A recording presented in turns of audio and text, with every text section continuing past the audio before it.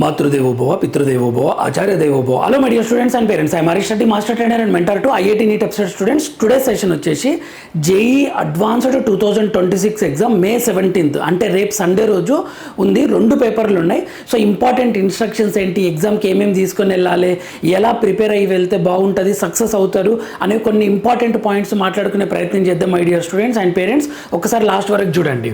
2 papers ఉంటాయని మనకు తెలుసు కదా. 2 పేపర్స్, ఈ 2 పేపర్స్ రాస్తే మీరు క్వాలిఫై అవుతారు. గుర్తుపెట్టుకోండి, నేను ఒక పేపర్ సూపర్గా రాసి ఇంకొక పేపర్ అబ్సెంట్ అవుతా అంటే కుదరదు. ఇది మ్యాక్సిమం స్టూడెంట్స్కి తెలుసు.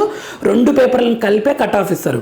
అయితే ఒక్క పాయింట్ చెప్తా చూడండి. కొద్దిమంది స్టూడెంట్స్ నర్వస్గా ఉన్నారు.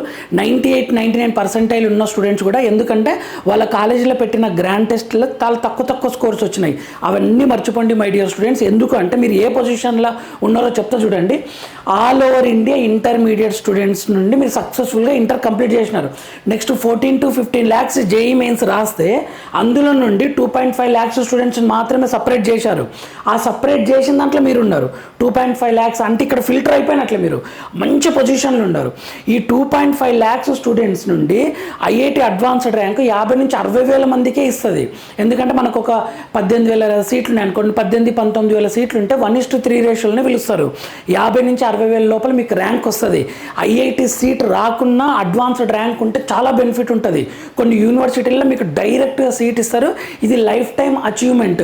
మీ లైఫ్లో ఐఐటి అడ్వాన్స్డ్ ర్యాంక్ ఉందని ఒక అచీవ్మెంట్, ఒక వెయిటేజ్ పెరుగుతుంది మీకు. నెక్స్ట్ ఇక్కడ కరెక్ట్ కుదిరితే ఐఐటి సీట్ వస్తుంది. సో మిమ్మల్ని మీరు నమ్మండి మై డియర్ స్టూడెంట్స్. ఓకే, కాన్ఫిడెంట్గా వెళ్ళండి. మీరు పడ్డ కష్టంకి ఎగ్జామ్లో సింపుల్గా థింక్ చేసి కరెక్ట్గా అటెంప్ట్ చేయండి, మీకు మంచి స్కోర్ వస్తుంది. ఇంపార్టెంట్ పాయింట్స్ ఏంటి అంటే ఇక్కడ మనకు 2 పేపర్స్ ఉంటాయని తెలుసు. Paper 1 9 to 12, paper 2 2:30 to 5:30 PM. Afternoon తర్వాత ఇది ఆఫ్టర్ 12 PM మీరు జాగ్రత్తగా మంచిగా భోజనం చేసి, ఓకేనా, మీకు లైట్ ఫుడ్ మంచిగా చేసి కొంచెం సేపు రెస్ట్ తీసుకొని ఆఫ్టర్నూన్ పేపర్ రాయండి. కొద్దిమంది లాస్ట్ ఇయర్ అయితే ఇక్కడ ఏం తినకుండా ఓన్లీ వాటర్ తీసుకున్నారు. ఎగ్జామ్లో పోయేసరికి ఆ పిల్లలకు ఒక్కసారి హెడేక్ స్టార్ట్ అయిందనమాట. మంచిగా తీసుకోండి.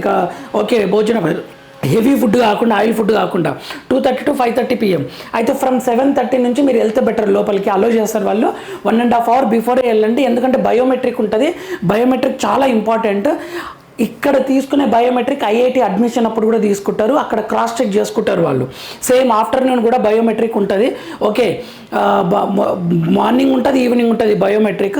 ఓకేనా, బయోమెట్రిక్ ప్రాసెస్ త్వరగా కంప్లీట్ చేసి సిస్టమ్ ముందర ఒక 15-20 నిమిషాలు ముందెళ్ళి కూర్చుంటే మీరు మైండ్ సెటిల్ అవుతుంది. కొంచెం కూల్గా డీప్ బ్రీత్ తీసుకుని ఎగ్జామ్ని రాయొచ్చు, అటాక్ చేయొచ్చు. ఓకేనా my dear students. Computer open చేసిన వెంటనే అక్కడ యూజర్ నేమ్ అంటే మీ అప్లికేషన్ నెంబర్ ఉంటుంది, పాస్వర్డ్ వచ్చేసరికి డేట్ ఆఫ్ బర్త్ ఉంటుంది. అక్కడ ఇన్సులేటర్స్ చెప్తారు. ఇది మీకు ఏం టెన్షన్ తీసుకోకండి. కట్ ఆఫ్ అనేది 2 పేపర్లను కలిపి తీసుకుంటారు మై డియర్ స్టూడెంట్స్. 2 పేపర్లు, సార్ నేను మార్నింగ్ పేపర్ బాగా రాయలేదు సార్, ఒక ఫిజిక్స్ ఒక 3 క్వశ్చన్లు, కెమిస్ట్రీ ఒక 2 క్వశ్చన్లు, ఫిజిక్స్ మ్యాథ్స్ ఒక్కటే బిట్టు పెట్టినా సార్, ఎలాగూ రాదు కదా సార్ అని థింక్ చేయకండి. మేబీ పేపర్ 2లా మీకు ఎక్కువ క్వశ్చన్స్ వచ్చినాయి అనుకోండి, ఐడియా వచ్చింది అనుకోండి. పేపర్ అయితే అడ్వాన్స్డ్ అంటేనే కొంచెం JEE mains compare with many exams tough ఉంటుంది. కానీ మీకు ఐడియా వస్తే ఈజీ కదా. అరే సార్, సెకండ్ పేపర్ మీరు బాగా రాశారు, ఫస్ట్ పేపర్ ఒక్క 5% రాసి సెకండ్ పేపరు 30-40-50% రాశారు. దీంట్లో ఒక 100 మార్క్స్ దీంట్లోనే వచ్చినాయి అనుకోండి. దీంట్లో 10-15 మార్కులు వచ్చినా సరే మీకు ఐఐటి సీట్ వస్తుంది. సో ఇది టఫ్ వచ్చినా ఈజీ వచ్చినా, ఇది టఫ్ వచ్చినా ఈజీ వచ్చినా 2 రాయాల్సిందే. ఏ ఒక్క పేపర్ మీకు మంచిగా తగిలినా మీరు ఐఐటి సీట్ వస్తుంది మై డియర్ స్టూడెంట్స్. అలా ఆలోచించండి. మార్నింగ్ పేపర్ టఫ్ వచ్చిందని చెప్పేసి నర్వస్ అవ్వకండి. ఆఫ్టర్నూన్ పేపర్లో మీకు ఐడియాస్ బాగా రావచ్చు. ఎందుకంటే మీరు పడ్డ కష్టంకి ఐడియాస్ అప్పుడు అటాక్ చేస్తారు కదా. ఖచ్చితంగా ఐడియాస్ వస్తాయి, రిస్క్ చేస్తారు, పెట్టగలుగుతారు మంచిగా. ఓకేనా my dear students. Both paper you should write. అప్పుడే మీరు క్వాలిఫై అవుతారు. ఓకేనా, ఏ ఒక్క పేపర్ బాగా రాసినా మీకు ఐఐటి సీట్ వస్తుంది. ఓకేనా, సిలబస్ మొత్తం సిలబస్ ఉంటుంది మై డియర్ స్టూడెంట్స్. ఇక్కడ ఇంకా కొన్ని పాయింట్స్ చెప్పాలనుకుంటున్నా. లాస్ట్ ఇయర్ ఎలా ఇచ్చారంటే, లాస్ట్ ఇయర్ అని కదా, అంతకంటే ముందు కూడా పేపర్ 1 180 మార్క్స్, పేపర్ 2 180 మార్క్స్. అంటే ఫిజిక్స్ కెమిస్ట్రీ 60-60-60 60-60-60 అలా అనమాట. 360 మార్క్స్. 360కి మీకు 100+ వచ్చినా మీకు ఐఐటి సీట్ వస్తుంది మై డియర్ స్టూడెంట్స్.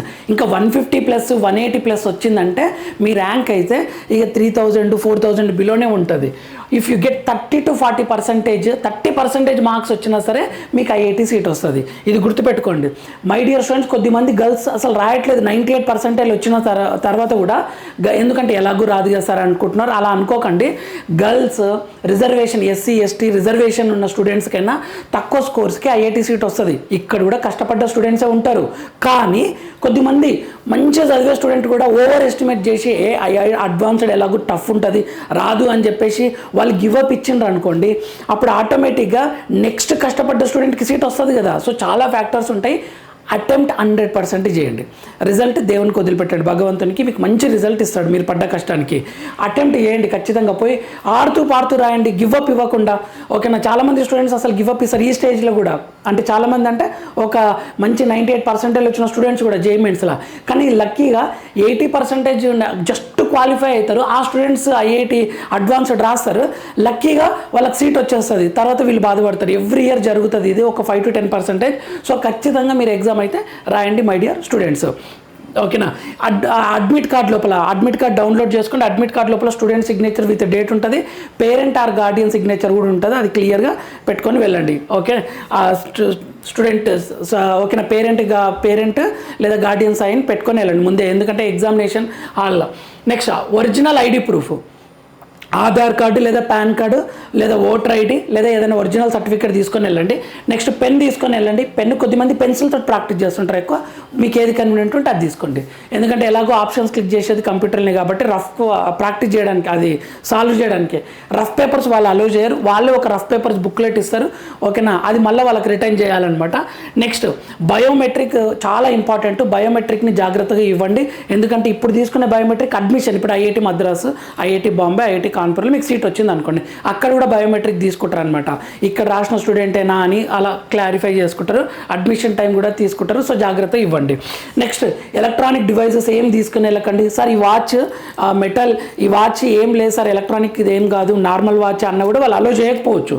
ఏమైనా అలో చేయకపోతే వాళ్ళు స్ట్రిక్ట్గా ఇది తీసేయండి అంటే తీసేసేలా ఉండండి. అంతేగాని ప్యానిక్ అవ్వకండి my dear students and parents. JEE mains రాశారు కాబట్టి మీకు ఎక్స్పీరియన్స్ ఉంటుంది. ఎలాగో మెటల్ ఐటమ్స్ ఏమీ అలో చేయరు. ఓకే. ఆర్నమెంట్స్ గర్ల్స్ అయితే ఈవెన్ చిన్న చిన్న ఇయర్ రింగ్స్ లాంటివి కూడా అలో చేయకపోవచ్చు. వాళ్ళకి డౌట్ వచ్చిందంటే రిమూవ్ చేయమంటారు invigilators.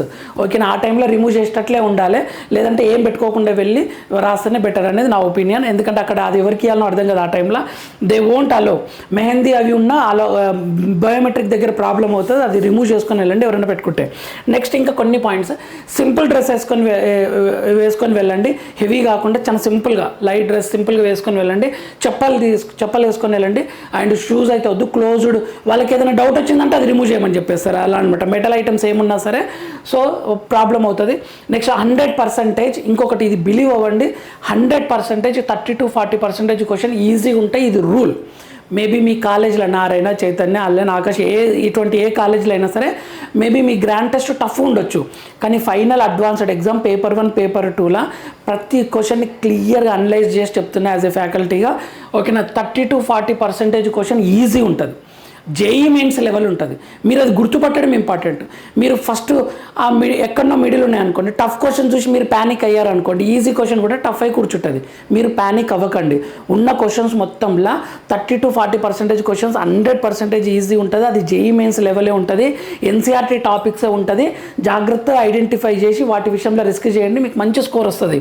If you solve only this easy questions solve చేసినా మీకు ఐఐటి సీట్ వస్తుంది మై డియర్ స్టూడెంట్స్.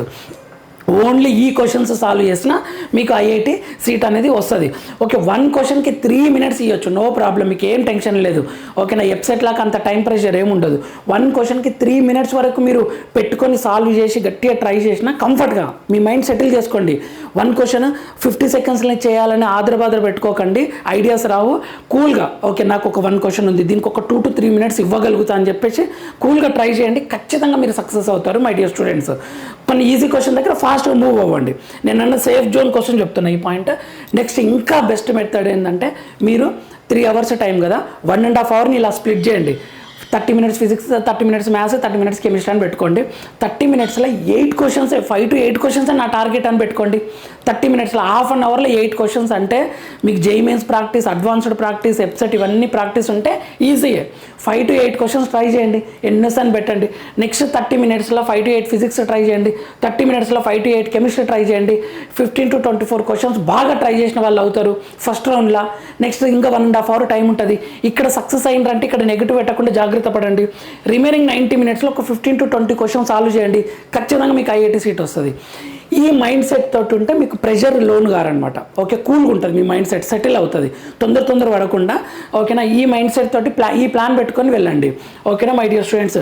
కొద్దిమంది స్టూడెంట్స్కి టైం సరిపోదు. ఎవ్రీ ఇయర్ నేను చూస్తుంటా కదా, వాళ్ళకి 200 అలా మార్క్స్ వచ్చిన స్టూడెంట్స్, సార్ ఇంకొంచెం టైం దొరికింటే నేను ఇంకా టాప్లు వస్తుంటే అనేది. నేను ఆ కేసు చెప్పట్లేదు, నేను యావరేజ్ స్టూడెంట్స్ కేసు చెప్తున్నా.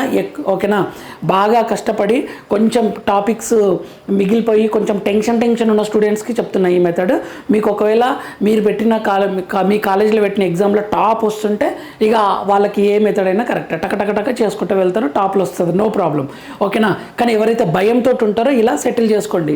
ఓకే, టైంని ఇలా స్ప్లిట్ చేసుకోండి. 1.5 hourలో ఒక 24-25 questions నా టార్గెట్ అని పెట్టుకొని మీరు సెటిల్ అవుతారు.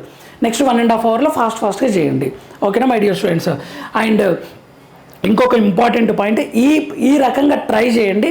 మీ మైండ్ సెట్, మీరు ప్రెషర్ని హ్యాండిల్ చేసినారు అంటే ఐఐటి అడ్వాన్స్డ్ ఎగ్జామ్ని సింపుల్గా థింక్ చేసి ఆల్రెడీ ఫుల్ హార్డ్ వర్క్ చేసినారు.